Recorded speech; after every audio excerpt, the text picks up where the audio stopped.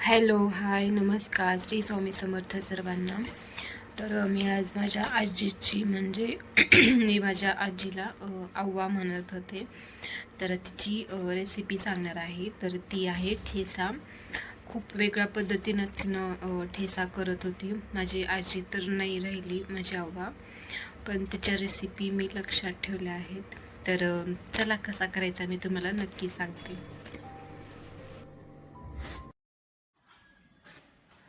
तर इथं मिरच्या स्वच्छ धुवून त्याचे देठ काढून भाजायला घ्यायचे. तर ही माझी लोखंडाची कढई आहे. मी नेहमी त्याच्यातच जे काही भाजायचं असतं त्यातच भाजते. खूप छान भाजतं. तर टोमॅटो बारीक चिरून भाजून घ्यायचं, तेही अर्ध किंवा एक टोमॅटो पण घेऊ शकतात. तर लगेच आपण कांदाही बारीक चिरून कापून घ्यायचा आणि मस्त खरपूस गुलाबी रंग येईपर्यंत भाजून घ्यायचा ते. आणि लसूण पण भाजून घ्यायचं. सगळ्या रेमेडीज भाजून घ्यायच्या, कच्चं काहीच ठेवायचे नाही. आणि बटाटे मेन म्हणजे जास्त वेळ बटाटे भाजायचे. बटाटे थोडेसे लिब्बरपणा असतो ना, तर ते वाफत नाहीत लवकर. थोडंसं तेल टाकून त्याला भाजायचं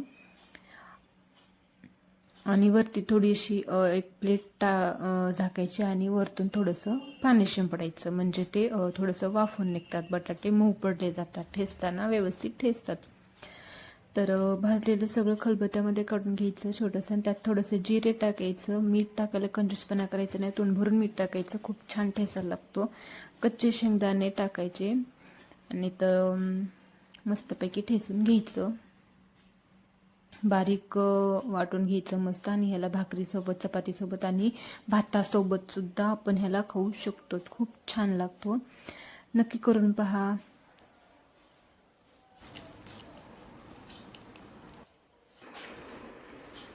कसा झालाय ठेचा? छान, नंबर 1. खरं का उभी? खरंच छान झालं. तुम्ही पण नक्की करून पहा. तर हे पहा, खुशीचे लहानपणीचे ना मी तिला पार्वती केले होते, तर तेव्हाचे हे व्हिडिओ फोटोज आहेत. तर याचा मी व्हिडिओ टाकलेला आहे शॉर्टमध्ये. तर खूप छान दिसत होती आणि मेकअप काढायलाच नको म्हणत होती.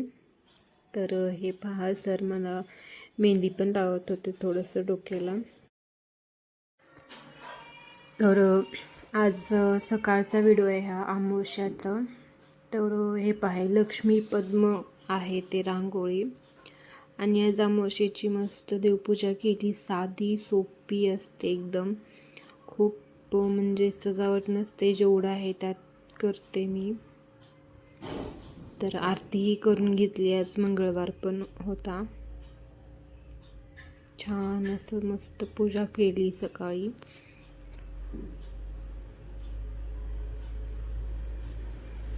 आणि हे जे महादेव आहे ना, तर हे महादेव आणि नंदी छोटंसं मी इथं गॅलरीमध्ये ठेवलं आहे. रोज त्यांना पण पाणी मी घालते. तर महादेवासोबत नंदीची पण पूजा आवर्जून करावी असं म्हणतात, म्हणून मी नंदी पण छोटासा आणले. आणि आज अमावस्या असल्यामुळं थोडंसं हळदीचं लेपन पण केले.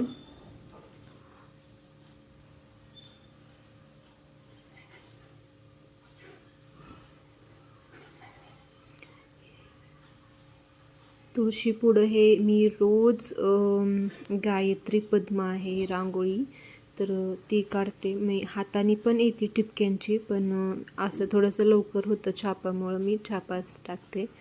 कारण सकाळ सकाळी डब्याची, नाश्त्याची, स्वयंपाकाची खूप तयारी असते. मग सुट्टीच्या दिवशी मग निवांतच असतं, पण रोज तर मी असं छापानेच रांगोळी काढते. हे गायत्री पद्म आहे. तर मला इथं सरांना उपीट करायचं होतं लवकर, तर खुशीला मी आज राक्षस दिले होते खायला टिफिनला. तर हे पहा, इथं बारीक कांदा आणि हिरवी मिरची मी चिरून घेत होते. आणि सरांना जायचं होतं त्याच्यामुळं थोडंसं लवकर फास्ट माझं काम चालू होतं.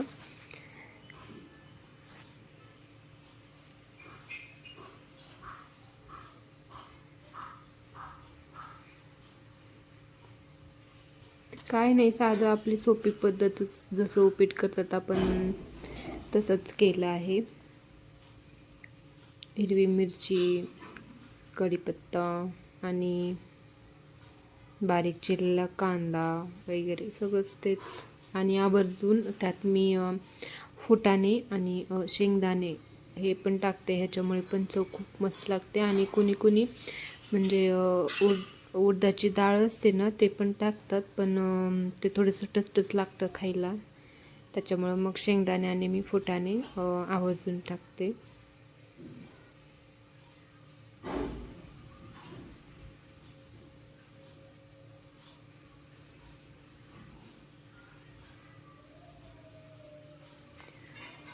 तुम्हाला माझे व्हिडिओ आवडत असतील तर नक्कीच लाईक करा, सबस्क्राईब करा. आणि माझा व्हिडिओ तुम्ही इथंपर्यंत पाहत असाल तर तुमचे खूप खूप धन्यवाद. तर हे तळण झाल्यानंतर गरम पाणी ओतायचं, म्हणजे लवकर उकळी येते. आणि आपल्या म्हणजे माणसं बघून किती पाणी ओतायचं आपल्याला अंदाजा तर असतोच, पण आमच्यात थोडंसं उपीट पातळच खाल्लं जातं, म्हणून मी थोडंसं पातळ करते. घट्ट उपीट जात नाही आम्हाला. मग हे पहा किती पातळ झालं आहे, शिरा टाईपच झालं आहे, पण अप्रतिम चव लागते पातळ उपीटाची पण. करून पहा तुम्ही, खूप छान लागते. तर चला, व्हिडिओ आवडला असेल तर नक्कीच लाईक करा. सर्वांना बाय. श्री स्वामी समर्थ.